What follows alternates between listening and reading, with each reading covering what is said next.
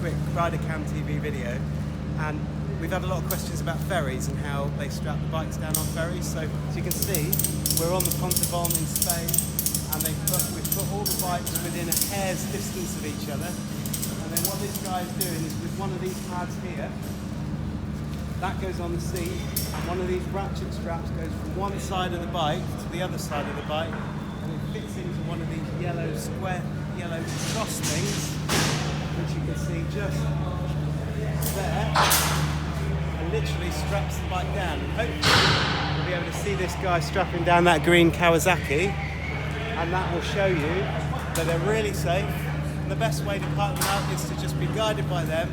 Park up, I know it seems really close, take your stuff with you, and you're quite welcome to stay here while they ratchet it up like this guy's doing in the background. Ratchets it right down onto the side stand, always a side stand.